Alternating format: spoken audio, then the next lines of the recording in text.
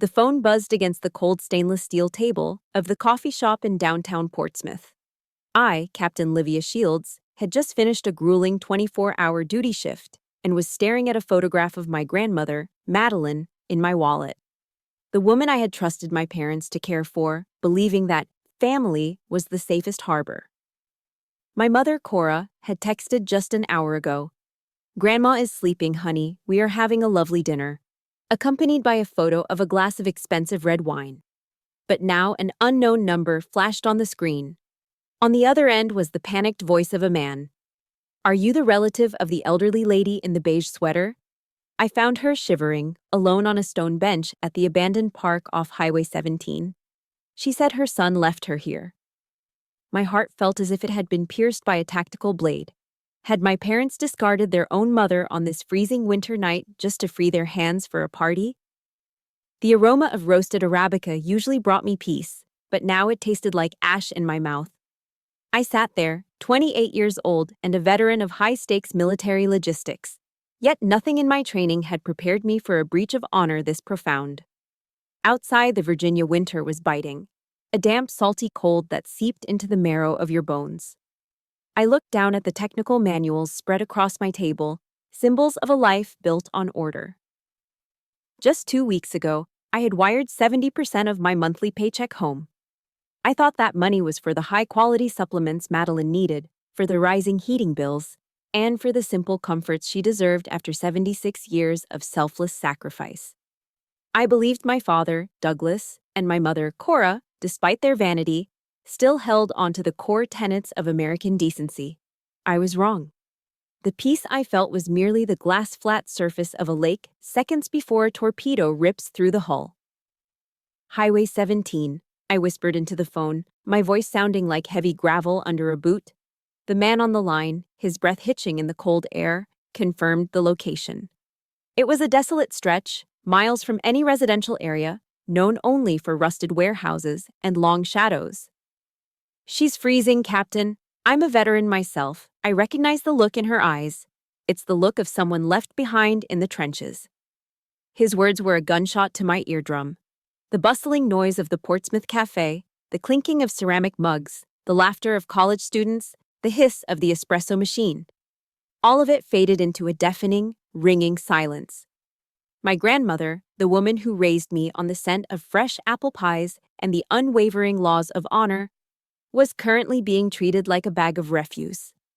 My vision narrowed into a tunnel of cold fury. I hit the end call button and immediately dialed Douglas. The line rang 3 times before his smooth, practiced baritone picked up. "Livia, why are you calling so late, sweetheart? I'm right in the middle of a fitting for my new tuxedo. We have that gala at the yacht club tomorrow night, you know." The background noise on his end was a sickening symphony of clinking crystal and soft jazz. He sounded triumphant, boastful, as if he were the king of his own hollow empire. "Where is Madeline, Dad?" I asked. I didn't use his name. I didn't use a greeting. I used the voice I reserved for insubordinate subordinates. There was a microsecond of hesitation, a glitch in his polished armor. Then, the lie slid out of his mouth with the grease of a used car salesman. "She's sleeping, Livia. Honestly, the sedatives the doctor prescribed have made her a bit difficult lately. Cora said it was best to just let her rest and not disturb her." Why the sudden interrogation? The air in the cafe felt thin. I could almost smell his expensive cologne through the receiver, a sharp contrast to the frozen, salty air I knew my grandmother was breathing at that very moment. He was standing in a room full of designer labels and high society aspirations, while his own mother was huddled on a rusted bench. It wasn't just a lie, it was a desecration. I thought of the Bible verse Madeline used to read to me. "Anyone who does not provide for their own relatives, and especially for their own household, has denied the faith." Douglas hadn't just denied his faith, he had auctioned his soul for a seat at a VIP table. "Don't disturb her," I repeated, my voice a flat, dangerous line. "I understand perfectly." I didn't scream. An officer doesn't scream when the mission parameters shift to a rescue operation. I hung up the phone. My hands were gripped so tightly around the device that my knuckles turned a ghostly white.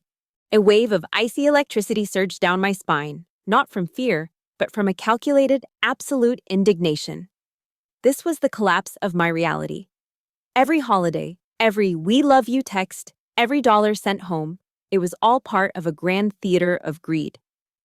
I stood up, leaving my half-finished coffee to grow cold on the stainless steel. I grabbed my keys.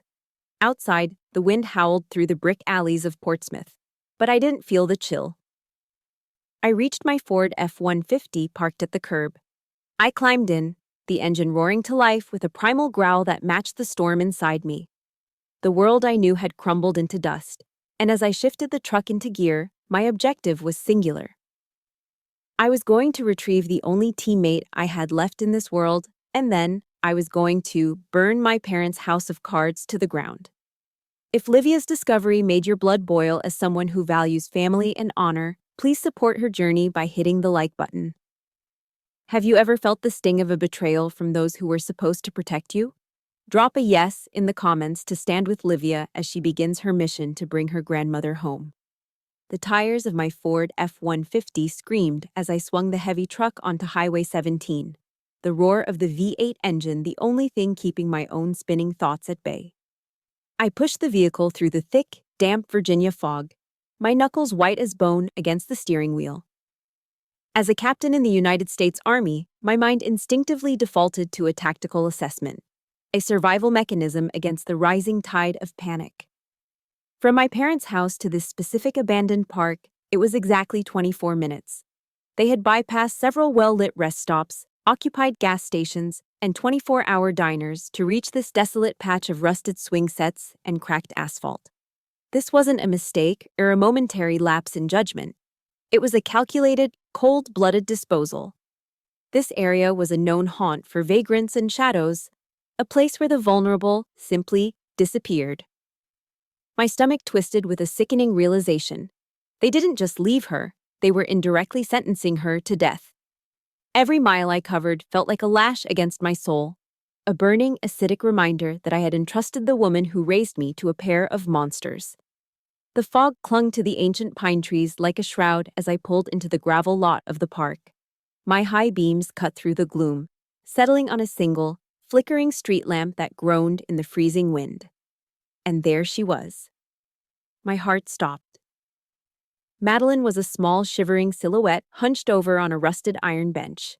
Beside her stood a man, a shadow in an old field jacket who moved with the unmistakable, disciplined posture of a veteran. He was shielding her from the biting wind with his own body, a silent sentinel in the dark. As I killed the engine and vaulted out of the truck, the silence of the night was shattered by the sharp sound of my boots hitting the pavement. I flicked on my tactical flashlight, the beam sweeping across the dead grass until it landed on her face. What I saw was a total collapse of a human spirit. Madeline Chamberlain, the woman who had stood tall through every storm of my childhood, was now a broken shell. Her beige sweater was soaked through with the freezing mist, and her eyes, once bright with wisdom, were clouded and glazed. Her tears had practically frozen against her wrinkled cheeks. Beside her sat a single canvas bag, stuffed haphazardly with old journals and a few trinkets. Her entire life, discarded in a single trip like a load of refuse for the landfill. "Livia," she whispered, her voice a fragile thread that barely carried through the howling wind.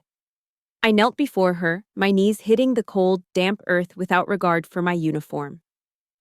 I ignored the man standing guard for a moment, my focus entirely on the woman whose hands were shaking so violently she couldn't even clutch the straps of her own bag. "I'm here, Grandma. I'm right here," I said, struggling to keep the military steel in my voice from cracking into 1,000 pieces. She leaned in, her breath smelling of the faint, medicinal scent of the oil she used for her aching joints. They said I was a parasite, Livia," she rasped, the words tumbling out in a broken, agonizing sob.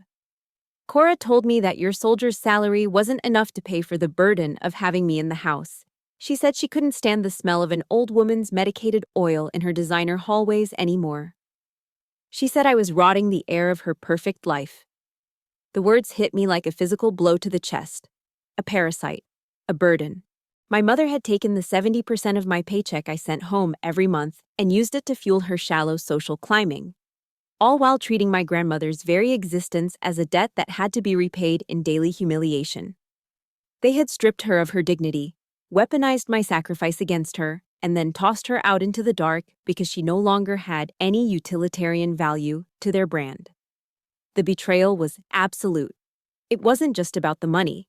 It was about the cold-blooded dehumanization of the person who had given them everything. I stood up slowly, the fury inside me transitioning from a wild, uncontrolled fire to a focused, freezing laser.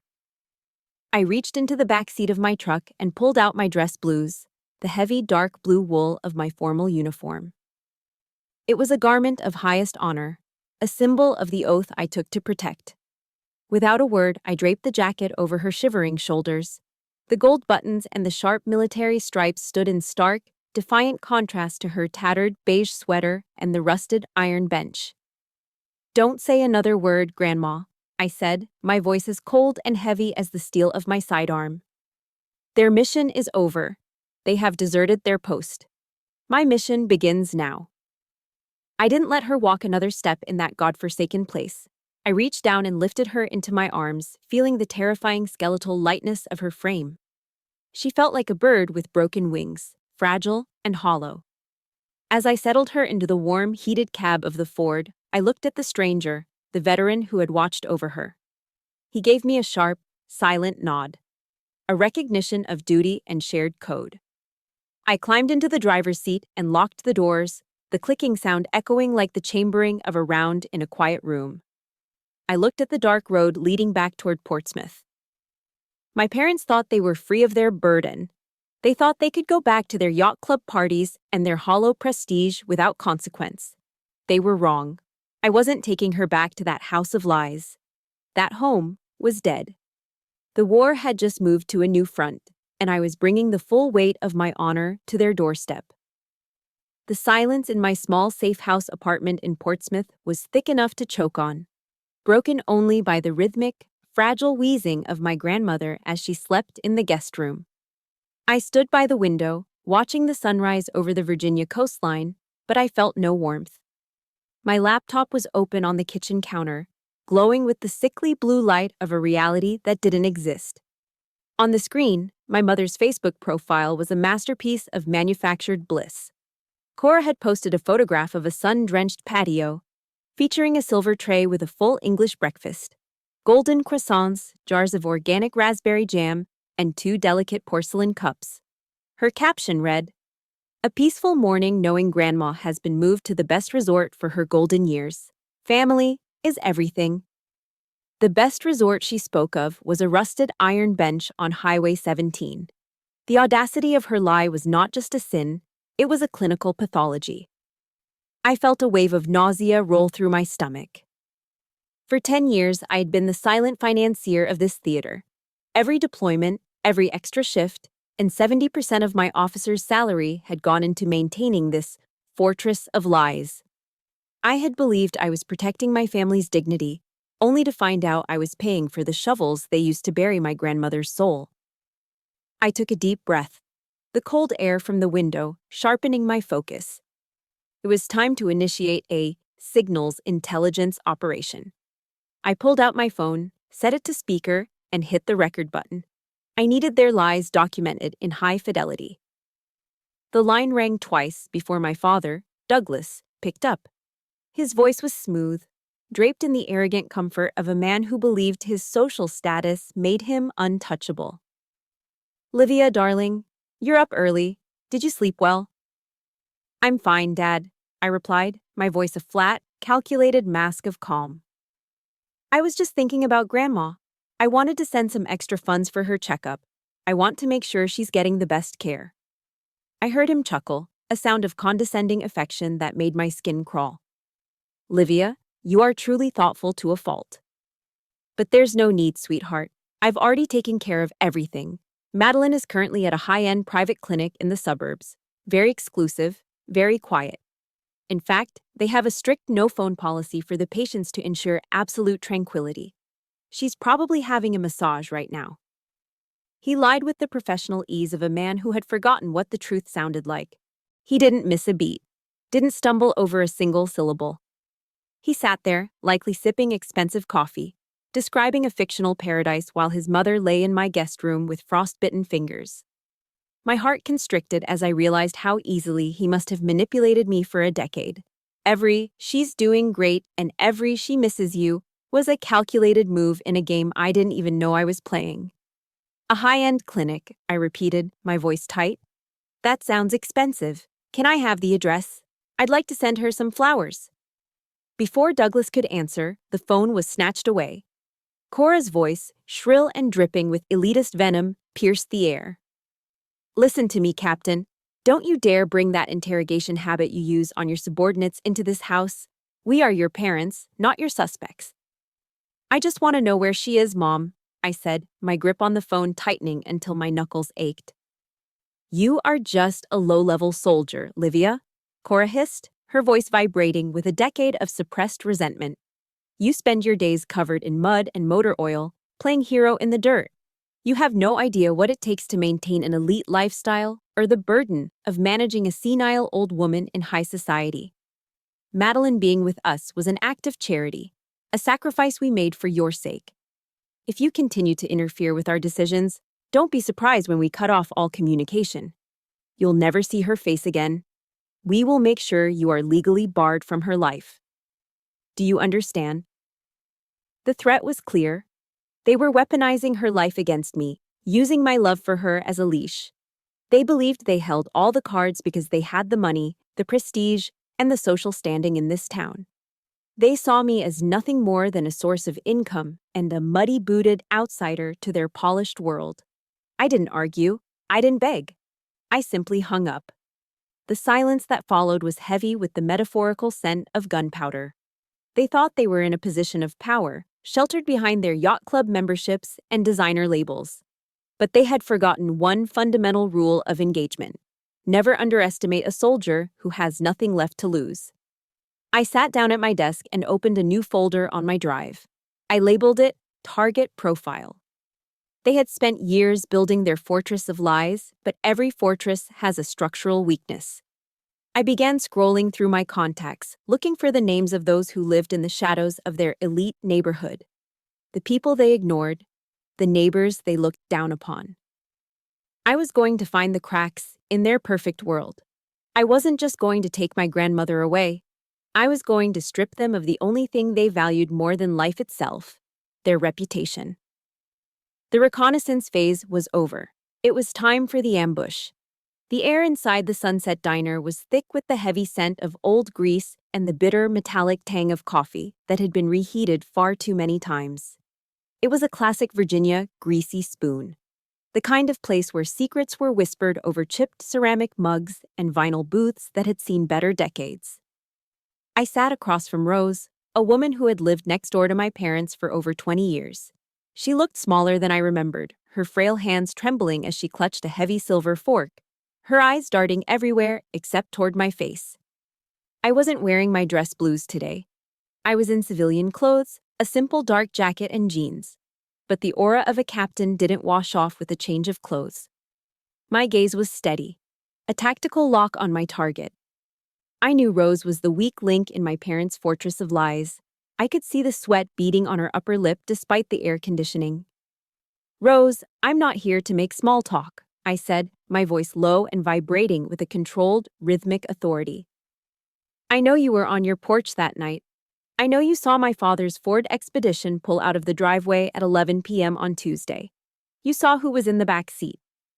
The silence that followed was heavy, punctuated only by the distant sizzle of the grill and the muffled chatter of truckers in the back corner. Rose stared down at her half-eaten plate of hash browns. Livia, please, she whispered, her voice cracking like dry parchment. Douglas, your father. He told us all at the last neighborhood watch meeting that anyone who meddled in the Shield's private family business would be facing a massive defamation lawsuit. He's got friends on the council, Livia. He's got lawyers on speed dial. I'm a widow on a fixed income. I can't afford to be a liability to my own estate. It was a classic Douglas Shields move, using litigation as a weapon to build an empire of fear in a suburban cul-de-sac. He and Cora had effectively gagged the entire neighborhood. "And what did Cora tell you?" I pressed, leaning forward just enough to invade her personal space, the way I had been trained to do in interrogation rooms. Rose swallowed hard, her throat clicking. She said Madeline had finally lost it. "Cora told everyone at the garden club that your grandmother was suffering from severe dementia, that she was hallucinating and had started hurting herself just to get attention. She told us we shouldn't listen to anything Madeline said because she was demented and dangerous to herself." The sheer cold-bloodedness of the betrayal was a knife to my gut. They weren't just discarding her body, they were systematically erasing her mind and her character from the memories of everyone who knew her. By branding her as insane, they had ensured that even if she did find her way back, no one would believe her story.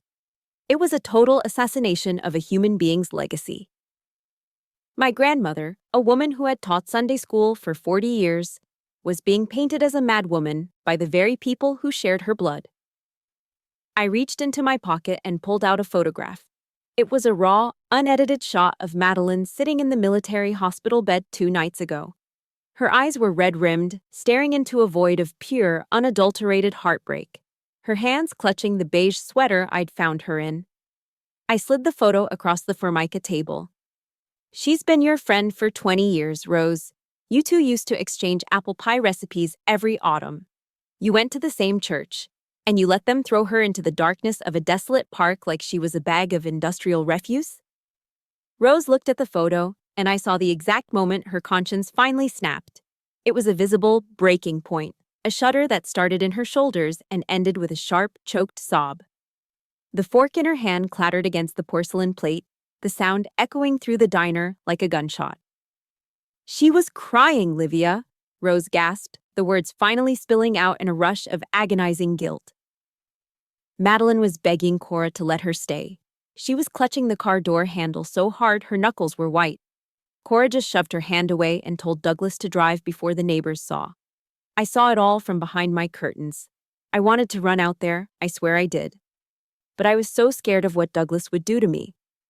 Each word felt like a bullet hitting my heart, painful but necessary. I had my witness. The gatekeeper had opened the door. "There's more, isn't there?" I asked. Rose wiped her eyes with a coarse paper napkin. "The town hall meeting," she whispered. "This Saturday. Douglas is the keynote speaker. He's giving a presentation on sustainable American families to secure his seat as the council president. He's using your grandmother's successful transition to a luxury resort as his primary case study for family values." The irony was sickening, a level of hypocrisy that made my blood run cold.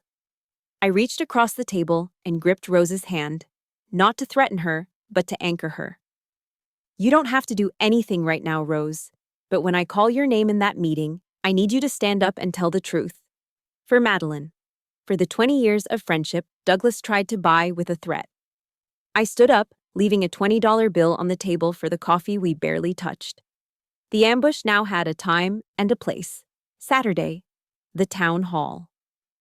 Douglas and Cora were about to find out that a soldier's honor is a lot harder to silence than a neighborhood's fear. The silence of my parents' suburban home was deafening, a hollow void masked by the cloying, expensive scent of vanilla and sandalwood candles. I stood in the darkened hallway, my shadow stretching across the polished hardwood floors. I had used the spare key hidden beneath the heavy ceramic planter on the porch, a secret I had kept since I was 17. As a captain in the United States Army, I knew the importance of an unobserved entry. I wasn't here as a daughter tonight. I was a tactical operator on a reconnaissance mission. The walls were lined with large framed family portraits, Cora and Douglas smiling in their Sunday best, the perfect image of a successful American family. Looking at them now, those smiles felt like the painted masks of predators. I walked past the mahogany console table, my boots making no sound on the Persian rug, heading straight for the room that held the digital heart of their deception, Douglas's home office. The office smelled of leather and expensive cigars. I sat in his high-back executive chair, the cooling fan of his workstation the only sound in the room. With the proficiency of an officer trained in signal intelligence, I bypassed the simple password, his own birth date, and began the deep dive into his personal correspondence. I didn't find gold or jewels. I found something far more valuable and infinitely more disgusting. I located a series of encrypted email threads with a boutique law firm in downtown Portsmouth. The subject lines were clinical and cold: financial incapacity assessment and asset liquidation strategy. As I scrolled through the attachments, the bile rose in my throat. Douglas and Cora had spent months meticulously documenting incidents of Madeline's supposed mental decline. They were building a legal cage to prove she had lost her capacity to manage her own affairs. Their goal was to seize control of her Social Security, her modest savings, and her veteran's widow pension. It was systematic, legalized theft. I saw my own name mentioned in a memorandum. Livia's contributions are to be diverted to the House Maintenance Fund immediately upon the filing of the incapacity papers. For 10 years, I had poured my heart and 70% of my officer's salary into this house, thinking I was securing a future for my grandmother. In reality, I was funding the very lawyers who were drafting the papers to erase her autonomy. I was the unwitting financier of my own grandmother's imprisonment. I moved to the security system interface next. The Ring camera data was stored in a cloud folder labeled Property Maintenance. I navigated to the timestamp of that freezing Tuesday night. The footage flickered to life, the high-definition night vision rendering the scene in eerie shades of gray. I saw the front door swing open. Douglas appeared, his hands gripped tightly around Madeline's upper arms as he hauled her toward the SUV. She looked so small, so fragile, her feet shuffling to keep up with his angry, impatient strides. Then Cora stepped into the frame. She wasn't crying. She was adjusting her silk scarf, her face a mask of bored annoyance. I increased the volume, the audio picking up her sharp, piercing rasp over the sound of the wind. Just get her in the car, Douglas. If the neighbors see her like this, it's social suicide. Go to the park off 17. Nobody goes there this time of year.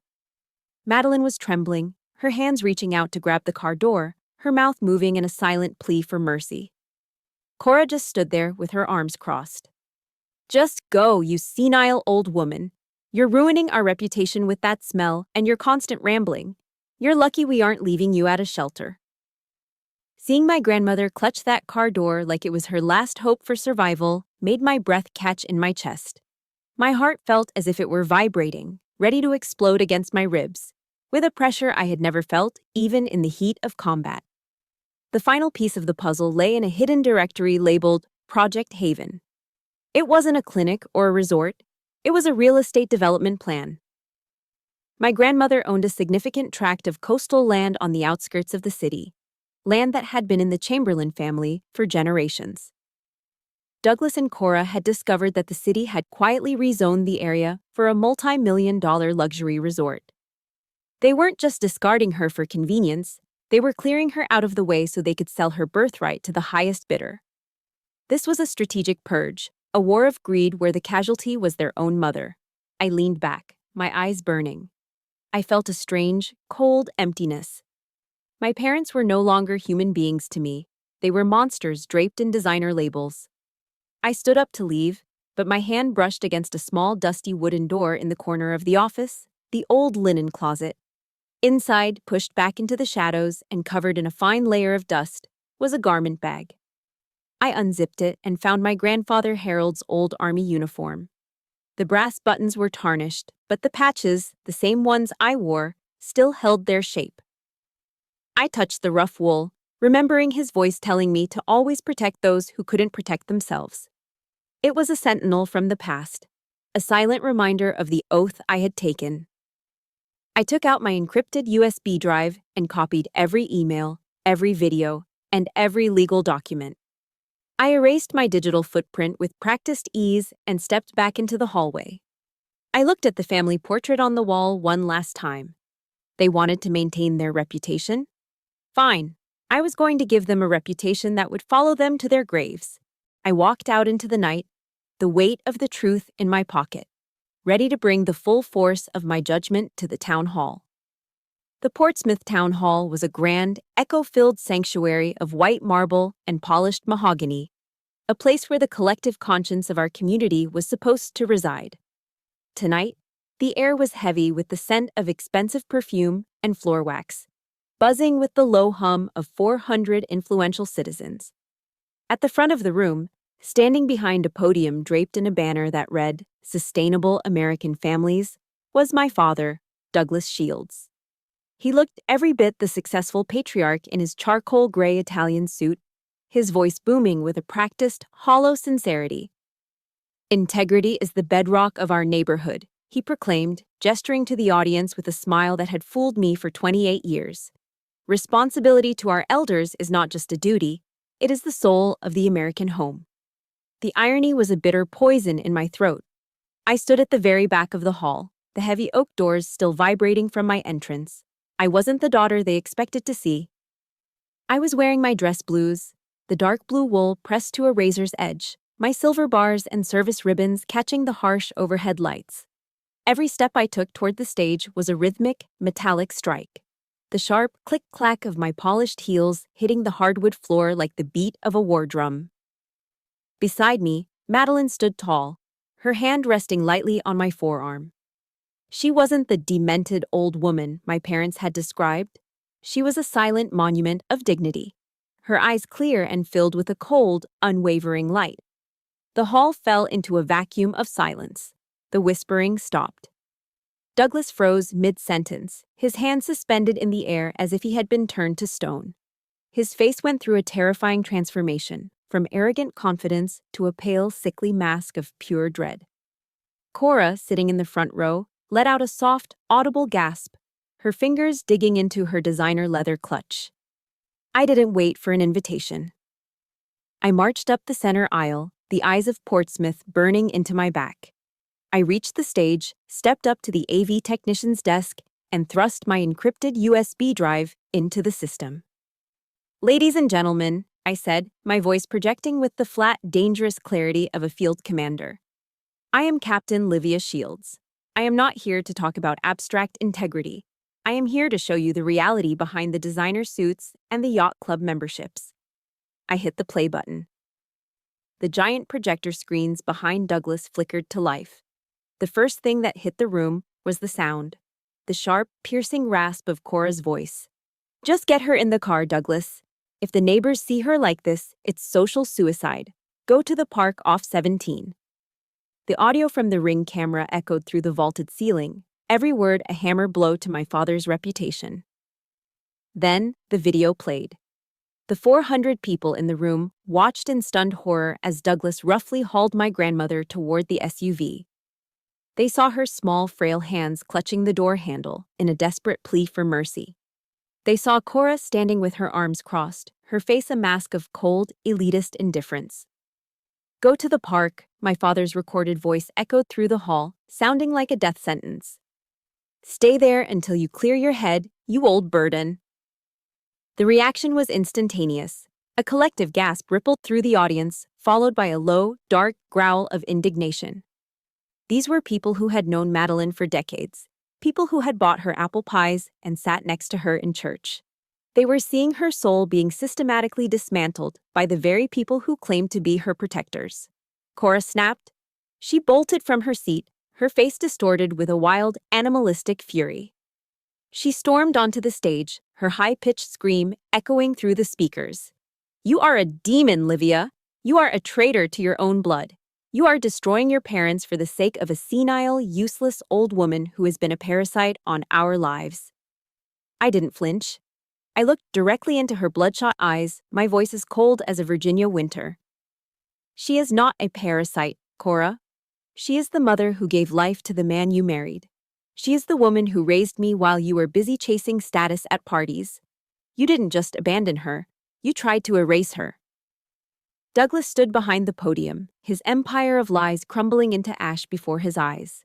The Sustainable American Families banner seemed to mock him as he shrank under the gaze of his peers. Then, a voice rose from the third row. It was Rose. She stood up, her hand shaking, but her voice strong. "It's true," she cried out.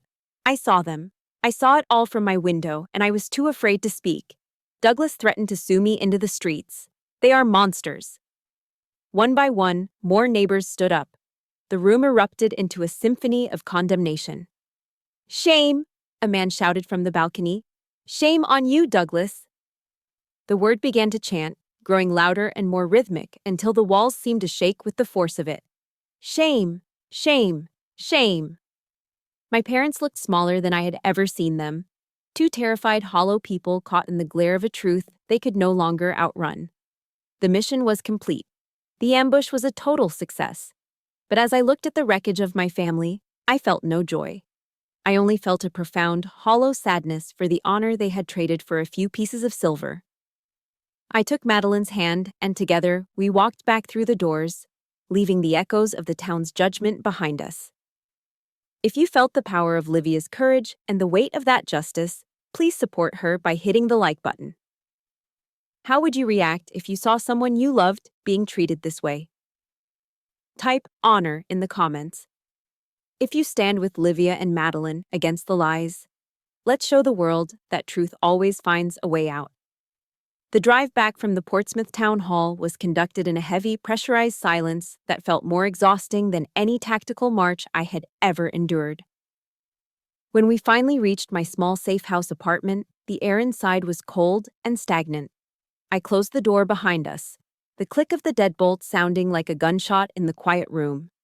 I watched as my grandmother, Madeline, slowly lowered herself into the armchair by the window. Outside, the Virginia winter was finally delivering on its promise. Thin, crystalline flakes of snow began to drift past the glass, dancing in the amber glow of the street lamps. I took off my military cover, my stiff, peaked hat, and placed it on the kitchen table. My shoulders, which had been held at a rigid, unnatural tension for 48 hours, finally slumped. I had achieved the mission. The ambush was a total success. The truth was out. Yet, as I stood there in the dim light of my kitchen, I didn't feel like a victor. I felt a hollow, aching void in the center of my chest, a vast abyss where a family used to be. I moved mechanically, filling the kettle and setting it on the stove. The blue flame of the burner was the only spark of color in the room. Madeline sat motionless, her eyes fixed on the falling snow, her hands still trembling with a fine, rhythmic shudder. This was the true cost of the truth. It sets you free, but it leaves you standing among the jagged shards of everything you once believed was solid. I brought her a steaming mug of chamomile tea, the herbal soothing scent clashing with the cold metallic tang of my metals that still clung to my chest. We didn't speak. There were no words left in the English language that could adequately describe the feeling of watching your own parents be devoured by the very greed they had cultivated like a poisonous garden.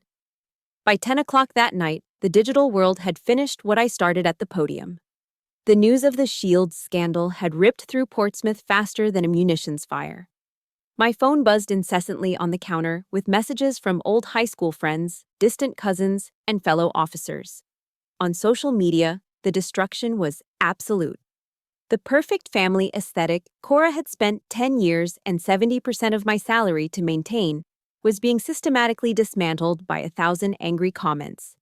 The photographs of their designer breakfasts and yacht club galas were now digital monuments to their hypocrisy. Douglas and Cora had become social pariahs in the very town they had fought so hard to dominate. They were now trapped in a prison without bars. A sentence of public shame that would follow them through every grocery store aisle and every quiet street in Virginia. I scrolled through the headlines for a moment, seeing my father's pale, terrified face frozen in a screen grab from the town hall video. I felt a sudden, sharp pang of sorrow, not for the people they had become, but for the parents I had dreamed they were. I couldn't stay inside. The silence of the apartment was starting to feel like a confession. I stepped out onto the small balcony, the biting Virginia air hitting my face like a physical wake-up call. I looked up at the stars, obscured by the swirling white flakes, and remembered a different winter. I remembered being 5 years old, being hoisted onto Douglas's broad shoulders as we walked through the Christmas market, and the way Cora used to hum a soft, southern lullaby until I fell asleep. I searched those memories for the monsters I had seen at the town hall. trying to find the exact moment when money and status had started to rot their souls from the inside out. Why was $10 million worth more to them than the woman who had birthed them?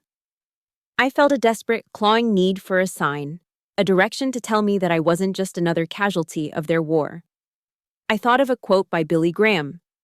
When we have nothing left but God, we discover that God is enough.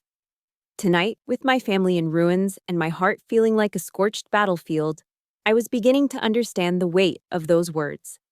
I walked back inside and stood before my dress blues, which were still hanging on the back of the door. The gold buttons gleamed, a silent reminder of my oath.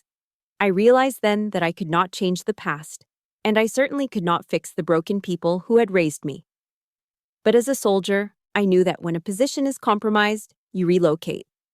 You find higher ground. I looked at Madeline, who had finally fallen into a shallow, restless sleep in the chair. I wasn't going to let their cruelty define the rest of our lives. I made a choice right then, standing in the quiet of that Portsmouth midnight. We weren't going to hide, but we weren't going to stay in the shadow of their shame either. It was time for a tactical move to a new front, a place where the air was clean and the truth didn't taste like ash. I began to pack a small bag, my movements precise and determined.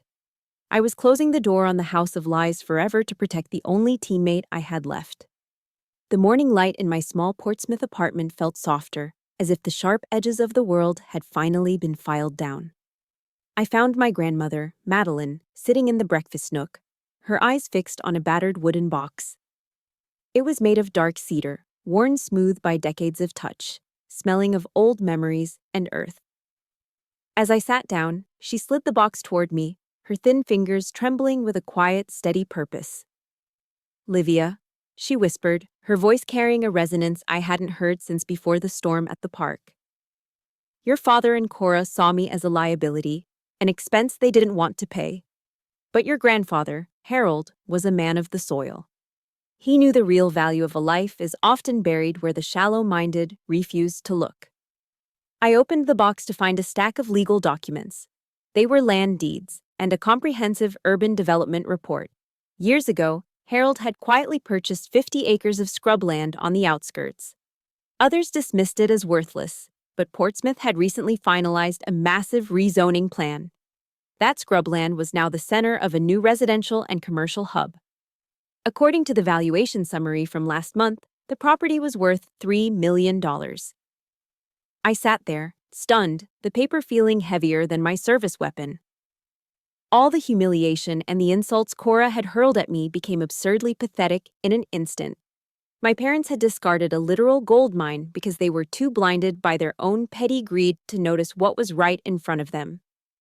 The news of the inheritance didn't stay quiet for long. By the next afternoon, as the legal filings moved through the county system, the silence of my apartment shattered. My phone became a battlefield. Douglas and Cora, who had spent the week hiding in shame, were suddenly desperate to reconnect. My screen filled with messages dripping with manufactured tears and frantic apologies. "Livia, we were just so stressed," Douglas wrote in one message. "We want to bring Grandma home and give her 5-star care." It was sickening. Their repentance didn't sprout from a change of heart. It sprouted the second they caught the scent of $3 million. In my world, there is no honorable discharge for those who betray their own. The climax of their desperation arrived 2 hours later with a frantic pounding on my door. Looking through the peephole, I saw Cora. Her hair was a mess, her face blotchy from crying. When I refused to open the door, she sank to her knees in the hallway, her sobs echoing through the wood. "Livia, please, we're your parents. Just let us talk to Madeline." I stood on the other side, my heart as cold and unyielding as the steel of my rank. They had deserted this family the moment they left a 78-year-old woman on a park bench in the rain. I walked back to the living room, where Madeline was watching me with quiet wisdom. She took my hand, her skin like wrinkled parchment. "Don't let the hatred consume you, Livia," she said, her voice a gentle anchor. "Don't carry that hate. It's a heavy pack, and you've already marched far enough. Forgiveness isn't about letting them back in," she continued softly. "It's about setting yourself free from the burden they created." I looked into her eyes and realized she was right. Forgiveness was the ultimate weapon. It was the power to move forward without being tethered to their rot. I thought of the words of Jesus, "Father, forgive them, for they do not know what they are doing." They truly didn't know. They had traded their souls for a lifestyle, and in the end, they lost both. The finality came in a glass-walled lawyer's office downtown. Madeline sat across from an attorney, her back straight and her dignity reclaimed. She signed the trust documents, officially transferring every acre into my name. "My son and his wife lost their right to this legacy long ago," she said, her voice echoing with the authority of a queen. "This property belongs to the one who knows the meaning of honor." Douglas stood in the lobby, watching us through the glass partition. His face was a mask of distorted regret, not for the mother he almost killed, but for the fortune he would never touch. They were left with nothing. No reputation, no family, and no millions. Their punishment was the life they had built. A hollow, impoverished existence in a town that would never forget their names for all the wrong reasons. As we walked out, I felt a new strength rising within me, a legacy of honor that was worth more than any medal or any amount of gold. I took Madeline's hand and didn't look back. We were heading toward a future they could never buy, protected by a truth they could never silence. The golden sunlight of a Virginia autumn spilled across the wide, wrap-around porch of our new home, a far cry from the shadowed and stagnant rooms of the Portsmouth apartment. 6 months had passed since the truth shattered the Shield's empire of lies, and the air here felt fundamentally different. It tasted of salt, cedar, and an absolute sense of freedom. I woke up every morning now not to the jarring, rhythmic shriek of a combat alert or the cold dread of a betrayal, but to the gentle, comforting hiss of the coffee maker and the soft, morning song of blue jays in the azalea garden. This was the sanctuary I dreamed of during the long, lonely nights in the barracks. It was a place where every floorboard echoed with genuine respect instead of hidden resentment. Madeline looked 10 years younger. The deep lines of fear that once etched her face had softened into a radiant peace that seemed to glow from within her spirit. Her laughter was no longer a fragile, guarded thing. It was a warm melody that signaled our survival and our complete, beautiful rebirth in a house built on truth. Our souls had found their absolute peace. With the capital from the strategic sale of one small portion of the coastal land, I had officially launched Shields and Chamberlain, a private security and military consulting firm. It was a business built on the foundation my grandfather Harold would have respected: absolute loyalty, surgical precision, and unyielding integrity. I made it my primary mission to hire fellow veterans, men and women who carried their own physical and invisible scars, but still held fast to a sacred code of honor. Our office was not just a place of commerce, it was a sanctuary for those who had served and were looking for a new front to fight on. I did not wear my dress blues every day anymore, but the spirit of an officer remained at the very core of my operation. We worked with a discipline that was fair and firm, protecting those who could not protect themselves. I realized then that my service had not ended with my discharge. It had simply evolved into something more human. Steve Jobs once said that our time is limited, so we should not waste it living someone else's life. I was finally living mine, dictated by my own honor and integrity. The contrast between our new life and the hollow existence of my parents was undeniable and stark. A few weeks ago, I ran into Cora at a local discount grocery store on the outskirts of Portsmouth. The woman who once spent thousands of dollars on silk scarves and organic jams was now pushing a rickety trolley filled with generic brand canned goods and bargain basement detergent. She looked gray and exhausted, her clothes slightly frayed at the cuffs, her eyes now dull and defeated. When she saw me walking toward my new SUV in the parking lot, she did not scream. She simply ducked her head and hurried away into the shadows of the store, unable to meet my eyes. The social execution was absolute. Douglas was working 12-hour night shifts as a low-level security guard for a warehouse district, struggling to pay off the mountain of debt they had accrued trying to maintain their fake lifestyle. As I watched Cora scurry away, I did not feel the rage that had fueled me months ago. I only felt a deep, heavy pity for two souls who had traded their mother's love for a pile of silver that had finally turned to ash. They were still breathing, but they were living in a tomb of their own making, haunted by the ghost of a reputation they could never reclaim. As the evening sun began to dip behind the tree line, casting long amber shadows across the manicured grass, I sat on the porch with Madeline. A stack of old Polaroid photos of Harold rested on our laps. The colors faded, but the memories vivid and bright. She told me stories of their younger years, of the strength it took to build a life from nothing but dirt and determination. "Livia," she said, her hand reaching out to squeeze mine, her grip surprisingly steady and warm. "Your greatest victory was not the $3 million from the land or the professional success of this company. It was that you found your own soul in the middle of that hurricane." I nodded, feeling a lightness in my chest that no metal could provide. We walked inside together to prepare a simple American dinner: meatloaf, mashed potatoes, and green beans. The kind of meal that tasted like freedom and home. My scars were still there, hidden beneath my skin, but they were no longer wounds of betrayal. They were badges of honor, proof that I had fought for the truth and won. The dawn was finally here, and for the first time in my life, I was exactly where I was meant to be. Our journey was worth every mile of the march, and we were home. The community center in our small Virginia town was transformed today, filled with the delicate, honeyed scent of thousands of white roses, my grandmother Madeline's favorite flower. I stood backstage for a moment, adjusted the lapel of my blazer, and took a deep breath. The room beyond the curtain was humming with the quiet, respectful chatter of hundreds of people. There were veterans in their faded caps, elderly neighbors with weathered faces, and local leaders who had come to witness something rare: the birth of a legacy built on the ruins of a betrayal. Today marked the official launch of the Harold Chamberlain Memorial Fund. We had dedicated a massive portion of the $3 million from the land and the profits from my new firm to create a lifeline for the forgotten. We were building a safety net for the lonely seniors and the aging veterans who had been pushed into the shadows of society, much like my grandmother had been on that freezing night in the park. I looked through the gap in the curtain and saw Madeline sitting in the very front row. She was wearing a soft lavender dress, her silver hair perfectly coiffed, and she was smiling with a radiant, quiet pride that was the greatest promotion I had ever received. I walked onto the stage, the rhythmic click of my heels echoing against the polished wooden floorboards. As I reached the podium, the room fell into a sudden, expectant silence. I looked out at the sea of faces, adjusted the microphone, and felt the weight of every mile I'd marched to get to this moment.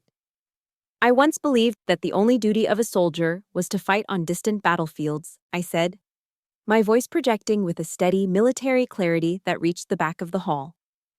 "I thought honor was something earned under fire in foreign lands, but I have realized that the most brutal battlefields are sometimes located right inside our own living rooms. Those front lines don't have artillery fire or mortar shells, but the weapons used there, lies, greed, and the cold steel of betrayal, can kill a human soul faster than any bullet ever could." I paused, watching the crowd. I saw several older men in the third row wipe their eyes, and a few women nodded in somber agreement. They recognized the silent war I was describing because many of them had been casualties of it themselves. "We are here today to declare that no one gets left behind," I continued, my voice growing stronger. "We are here to ensure that the people who built this country and raised our families are never treated as burdens or discarded like yesterday's news. This fund is not just about money. It is about restoring the dignity that was stolen from them." As I spoke, I felt the final fragments of my own pain begin to dissolve. I was no longer the victim of a greedy father or a social climbing stepmother. I was an architect of the future, using the very stones that had been thrown at me to build a cathedral of hope for others.